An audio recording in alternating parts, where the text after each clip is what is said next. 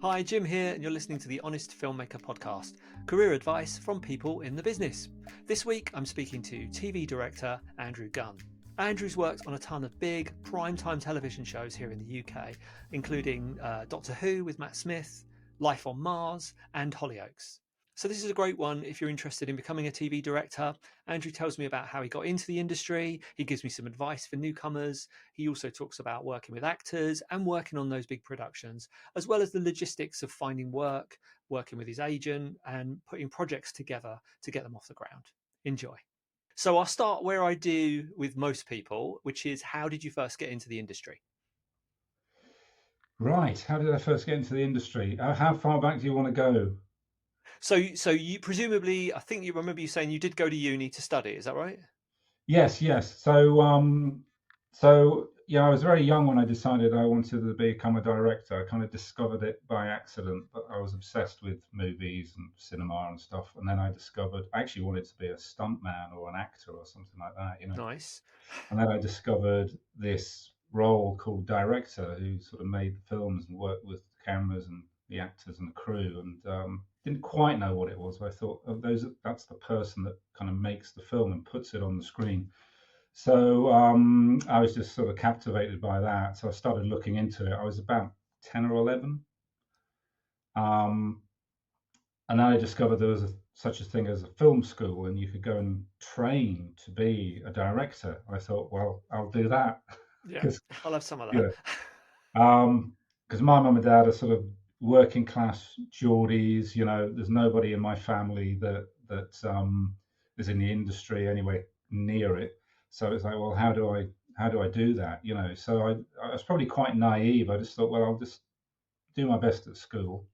Went to a pretty rough school, and then applied to film school, and I eventually got into an okay film school and did a degree, and that's how I kind of got started. Yeah.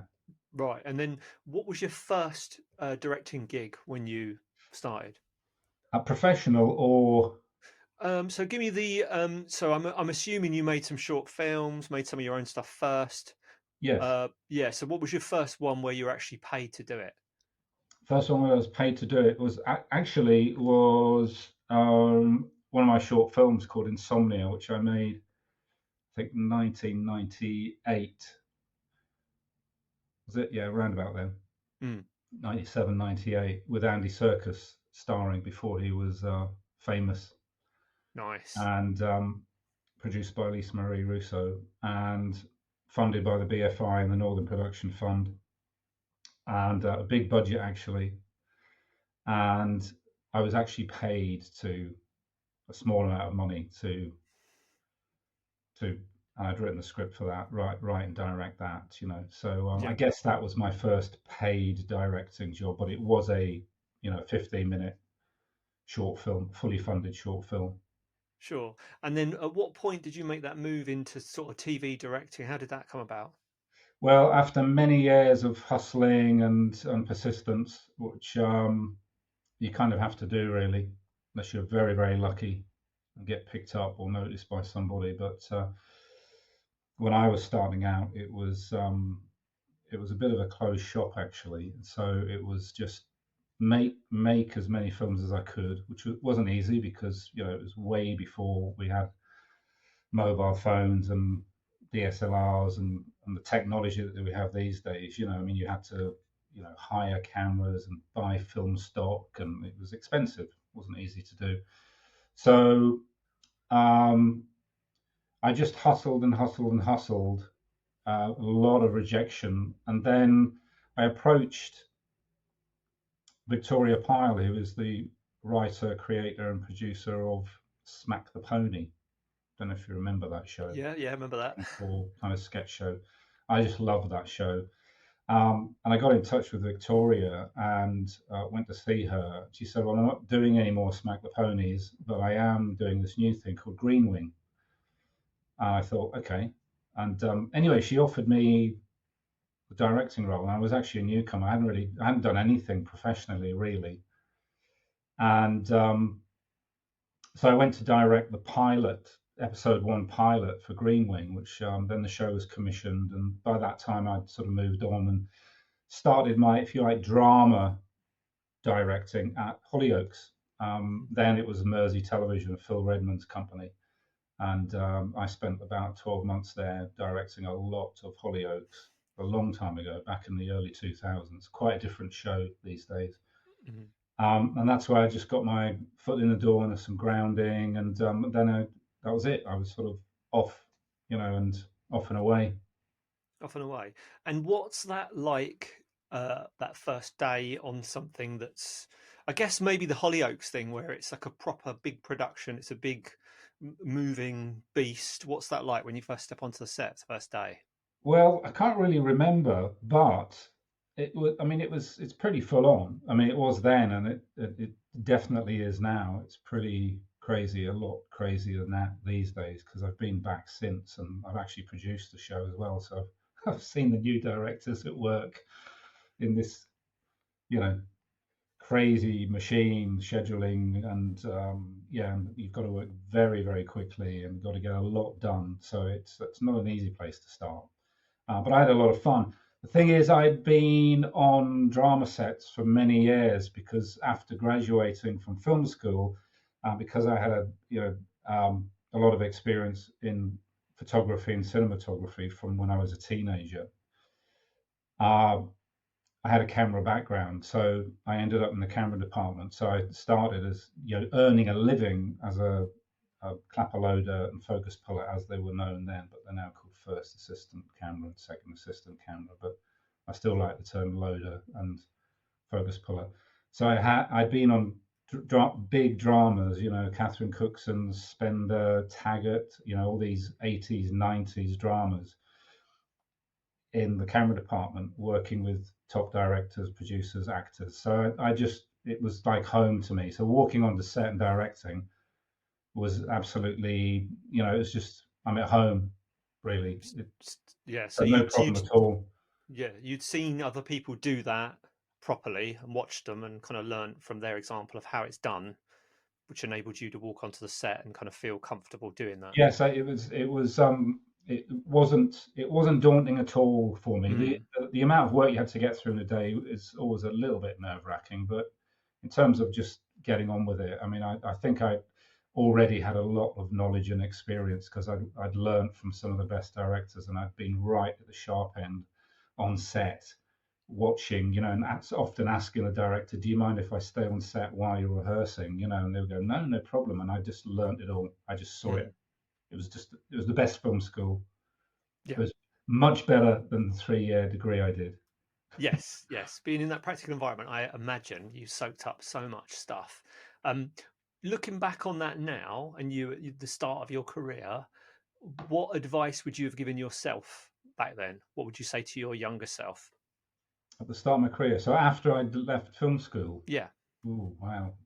Um, Network more, schmooze and network more, yeah. and try and make more stuff, try and write and direct more stuff. But in the years that I was starting, this is just before HD and even under very, very sort of first generation cameras. So it wasn't easy to make films. If you wanted to make a 15-minute film and it was fairly ambitious, it you needed money, you needed a Mm, budget. So it wasn't easy. These days, so I'd say the new filmmakers now, it's like, yeah, you can make a film on your phone, make stuff, make as much as you can, practice your craft. I wasn't able to practice my craft as much as I'd like. yeah. So I wish I'd had the technology back then, because I would have made a lot of films, and my career might have moved quicker, different direction. I don't know, but yeah, and also the thing I've never been very good at. I don't think many directors are actually creative people. They're often quite introverted. Extrovert kind of way. I'm an extrovert on set, but outside of the work, I'm quite quiet and easygoing and all that. but the schmoozing and the networking is really important, because it's true. It's not what you know, it's who you know. You know, Hmm. but you should know stuff. You should be good at what you do as well. You can't just get a break just because you know somebody. I don't believe in that kind of nepotism myself, but so it's all very well being talented or good at what you do, but if you don't have the connections, it can take a while to get to where you want to get to. Yeah, absolutely. So to echo those 2 points, I'd say you might have shot more back in the day if you had phones, but then there is I think, uh, where, like you said, if you have to make a film and it costs money, you have to be a lot more focused on exactly what you want to get out of it. So maybe your craft is more honed because your every shot counts, especially when you're shooting on film. Whereas these days you can, oh, leave the camera running, it doesn't matter, does it? It doesn't cost anything. Yeah, it's on my phone. So it's that balance, isn't it, of just shooting loads of stuff, but also trying to focus in on exactly what you want to get out of that shot, out of that setup, so that you're not just taking the technology for granted. Yes, it was a lot more disciplined then, and I think that that's been lost to some degree, because you do hear of the camera just kind of rolling, and I don't do that. I cut and I go again, because there's the whole discipline around, you know, rolling the camera and putting the board on. It just focuses everybody's attention.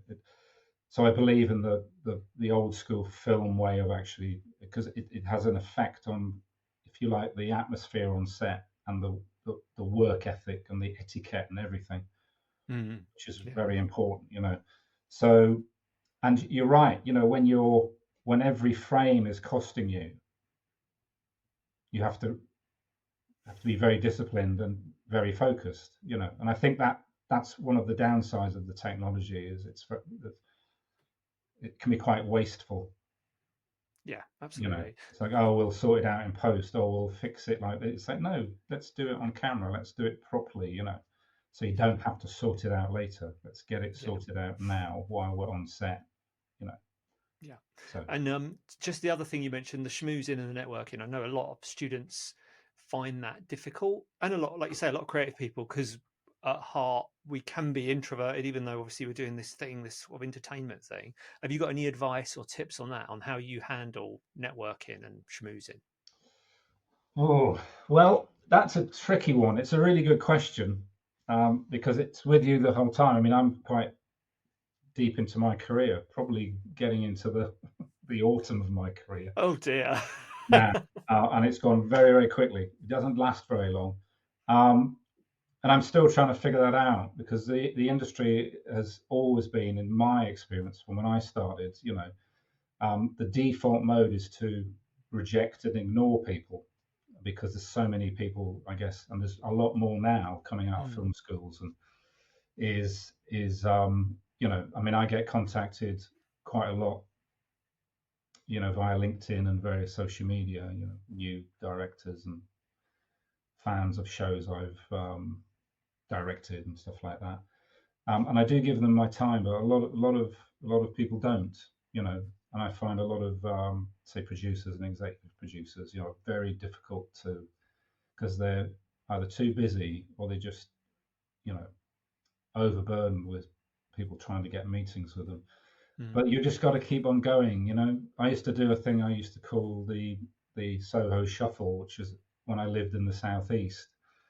I would, plan a day. I'd be on the phone and sending reels out, and I would just pester people. I'd spend whole days just calling and emailing and to try and set up meetings, and then I'd go up to London, and I would have a whole day of from going one meeting to the next. 99.9% of those meetings didn't lead to anything, but you've yeah, got to do it, because you've got to meet people, and you've got to, because that 1%, 0.5% might yeah, lead to a break, or, so you've got to do it. You've just got to get out there and pester people, and keep pestering them until you really get the impression they're just saying, go away. you know yeah, yeah. Agreed. but I literally will pester somebody until they tell me to F off. Mm, mm. Okay, that's good advice. You might get a lot of emails after this. Um, right. So then, looking at your career and some of the these huge sort of mega prime time things you've done, something like Life on Mars, kind of beloved show. Uh, just looking back on it, because I think I watched it after it had aired, so it kind of built up a bit of cult status, and it got. Yeah, yeah. So by the time, so you did the second series. By the time you were working on it, was it was it huge, or did that happen after it had all finished? And if it was huge, was that daunting to work on something that had kind of been so successful? I think it was huge during the airing of season one of that. Okay, right, right. Uh, I certainly got that impression. I mean, I remember being very intrigued when I heard about it, and then I started watching it, and I, and I just fell in love with it. I mean, I just thought it was the best thing I'd ever seen for a very, very long time. I think I watched all the episodes about 3 or 4 times.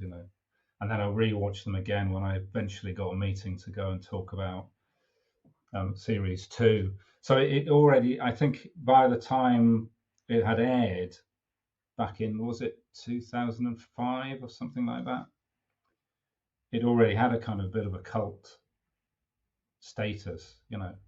It was sort of, it was inherently cult-like. Just the genre, the era that it was set, the music just made it a cult drama. It's just, it was fantastic. And I just remember watching it, going, I haven't seen anything like this ever, and this is the best thing I've seen for many years. And I just wanted to go and work on it. I didn't think I ever would, but I did. So there we go. And what's that like working on something that big?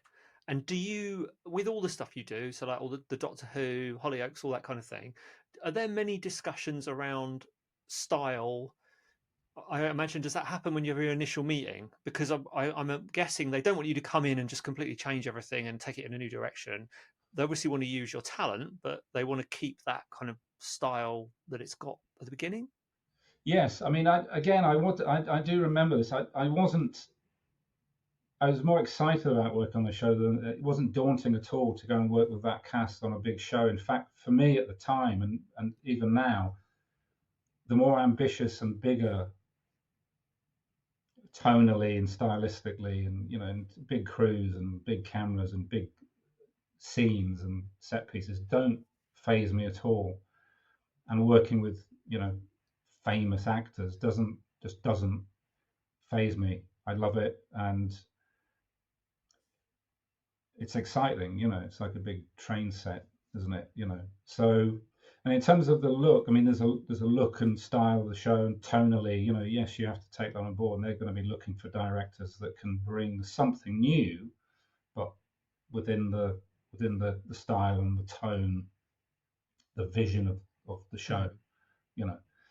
So clearly, I'd watched the hell out of it. I knew everything about it, and there was something. I remember the producer Cameron Roach. I did ask him while we were shooting. Actually, I said, "Why did you hire me?" Because I hadn't really done a great deal, and I hadn't really done much at all. I was surprised to even get a meeting, but I did everything I could to get a meeting. That's where I really schmoozed and networked the hell out of that one. Yeah. But it got me in the Paid off. room, and I said, "Well, I'm just getting a meeting on this," and I thought that was it. And then it led to a second meeting, and before I knew it, I was on the show. And that was then everything changed for me. That was sort of it. But you go and you adopt the look and feel, and which wasn't difficult to do, and you just add your own flourishes to it. You add your own little bits and pieces and style to it, within certain parameters. Yeah. And so say I want to be a TV director. I've been lucky enough to get a meeting with a big show that's already on, like a Doctor Who or something. Apart from doing tons of research on that show, what else would you advise? What advice would you have for someone going into that meeting? Well, try and get a script to read, because often you'll be called in for a meeting, and you'll know you might know the show, for example, Doctor Who. Although when I did it, it was they were totally reinventing it. It was a new Doctor, new style, new look, Mm. all that kind of thing, which is exciting. But try and get a script to read, preferably the script that you may end up directing, Mm-hmm. because then you've got something to talk about. But often there isn't a script, so it's just get as familiar as you can with the show. If it's an existing show, just watch as many episodes as you can. Research the cast and the characters that they play, so you can at least talk about those. Because you will get quizzed. Mm. They're not trying to catch you out, but it helps to know the show as much as possible. So just do your research like you would for any interview. Do your research, watch the show, cram those character names and actors into your head, and maybe look at HODs and the crew and see if you know anybody that's worked on the show, and look at their work, so you're familiar with the entire crew and cast and everything like that, and of course the producers and executives that you're going to go and meet, Mm-hmm. and maybe have some questions. There might be some questions that you want to ask, not like how much are you going to pay me and stuff like that. But there might be something like, are you going to do anything different with this season if it's an existing show? And just a couple of questions, because they may ask you at the end, have you got any questions? I mean, I often don't. I say no. But I think if you're coming in fairly new, you want to maybe have a couple of questions up your sleeve, that don't involve contracts and money. No, don't talk about not yeah. That's not your first question. How much am I getting for this? Yeah. So talking about Doctor Who, what was it like working on that? And again, is that even more? I don't want to use the word restricted, but obviously shows like that have got lots of effects in them. They've got people in prosthetics, people in full skin suits. How I'm going to use the word restrictive, but how restrictive is what you can do and how much you can play around with the actors and the shot setup?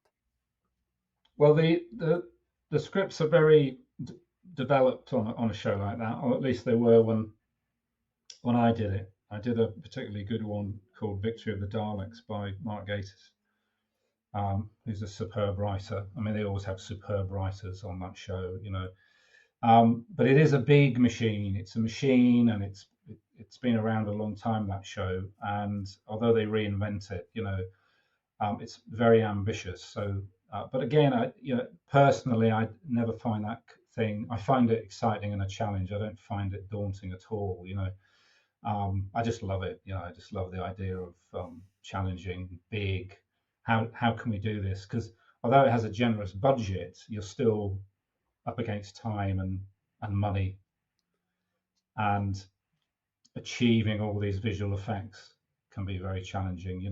But I think on my block of Doctor Who, we had to cut a lot of the visual effects because there was far too much Mm. in terms of time, but also budget. So as a director, you're involved in a lot of meetings, um, to find solutions to problems. So how can we tell the story and make it, retain a certain amount of spectacle on a stretched budget. You know, so again, it's just looking at the script and having lots of conversations with people, Mm-hmm. and actually saying, well, why don't we cut this? Why don't we cut that? Or what if we did this in this way, which would be quicker and easier and cheaper and things like that. Does that answer your question? Yeah, yeah, I think so. I guess that brings me on to actors. So again, if you're working, maybe you're working on your first student film, it can be quite daunting working with professional actors, and people often fall into certain traps of a way to talk to actors, thinking they're going to get the most out of them. What are your tips for working with actors? Oh, wow, that's a whole lecture. That's a whole No, big, I want a soundbite. I want one of a single word. that's a whole 3-day course there, Yes, Jim. it is. um, which I'm actually planning. So um, the secret is the casting. Yep. So cast well, learn how to cast, because it isn't what most new directors and student directors and, if you like, amateur filmmakers think it is. It's probably the opposite. Um, Casting, auditioning, and casting actors, um, learn how to do that. You can learn from me if you want to. But it took me a while to sort of figure it out, and then I had to sort of, refine things and learn a bit more myself. Because one thing I hadn't done properly or much of as a student or when I was in the camera department is I'd never been involved in the casting. I'd never seen it. It was an invisible thing that happened before I turned up. Mm.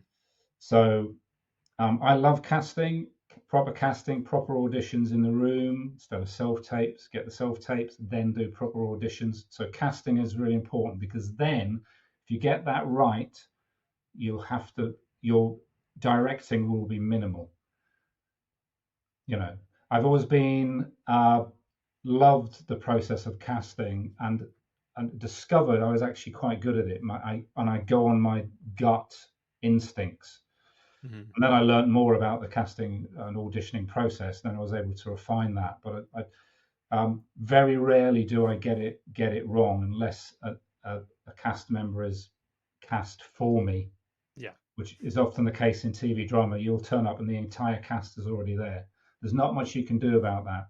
So if you have control, try and cast your own episodes, your own films, and then you won't have to direct them much, because for me, directing is not directing.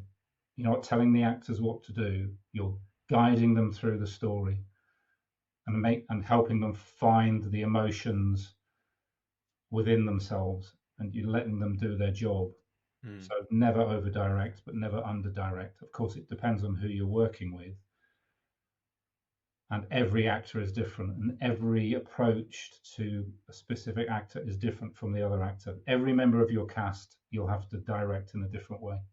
Yeah, absolutely. And that casting process is going to save you a lot of ball ache as well, personalities wise.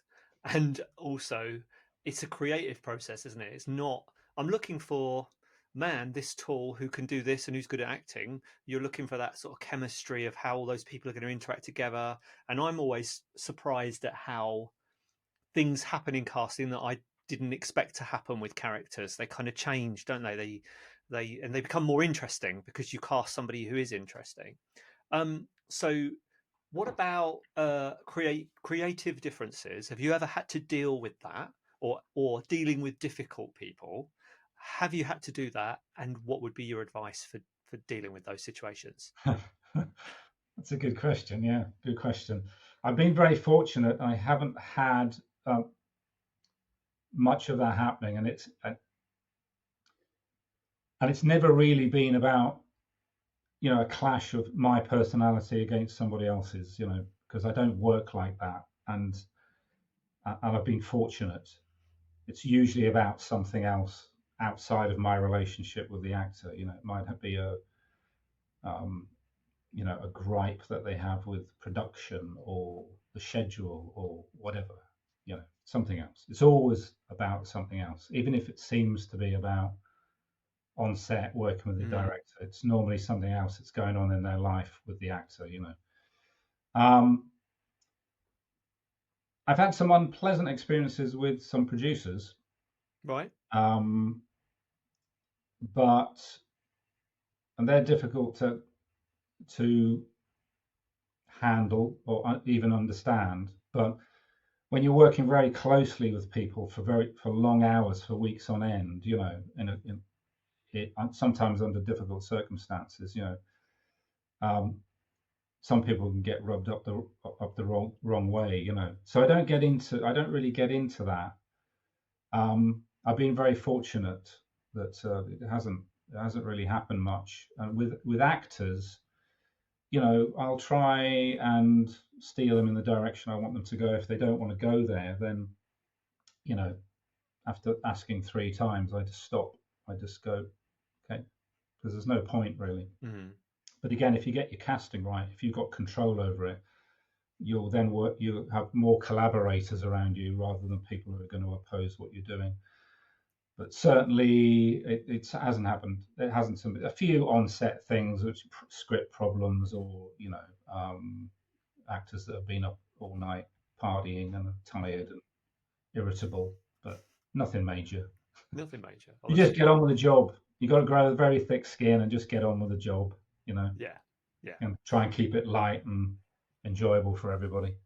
yeah. And it is. I imagine, yeah, that producer-director relationship. I imagine that can be very tense because you might be at odds with what you want to get out of that project or what you're putting into that project. If you've got time constraints and money constraints. Um, What about the other thing I was thinking about is for people who are new to the industry, what the logistics of getting work for you? So you've got an agent. Does all your work come from your agent, or does this schmoozing networking? Oh, I know Andrew. He'll do this. He'll do a great job on this. What's the sort of percentage like for you of where the work comes from? It kind of changes, I think, depending on where you are in your career.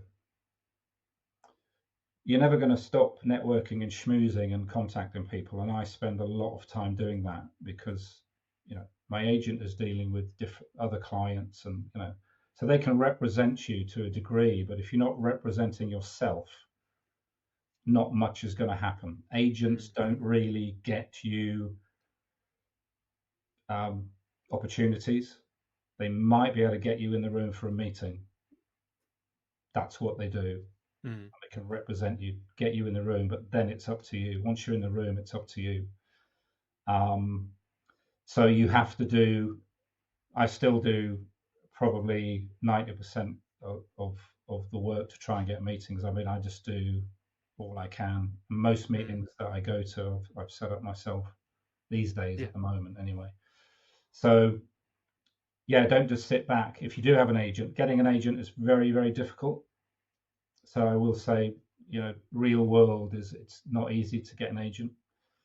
Um, but if you've got something exciting to show in terms of your work, and you've got an exciting story to tell about how that work came about, how that film came about, then you've got a good chance of getting in the room to meet an agent. And then, they'll help you sort of with your career, but never stop hustling and networking. And, you know, you shouldn't be sitting around twiddling your thumbs. If you're not making a film or writing a script or whatever you're doing, you should be on the phone and emailing people trying to get to see them and, you know, It developing sounds relationships. exhausting. It is. I'm still doing it, and I've been doing Yeah. it for 30 years now or Yeah. so, you know. And in fact, when we finish chatting, Mm. I'll be I'll be Oh, doing. you'll be on the phone.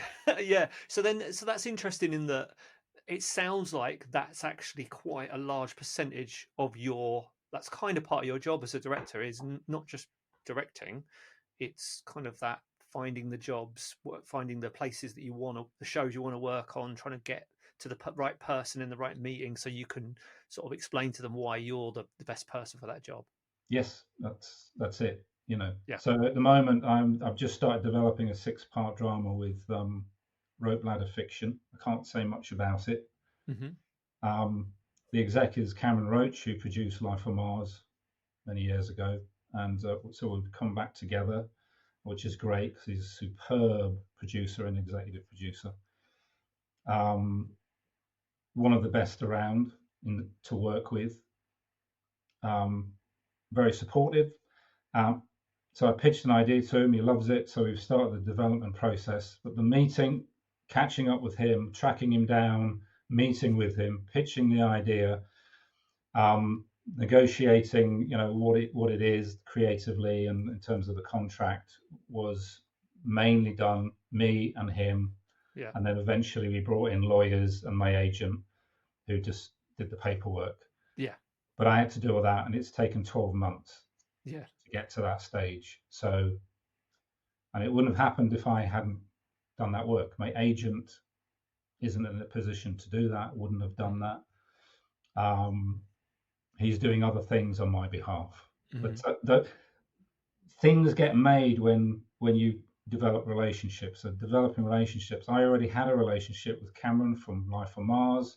I'd followed his career.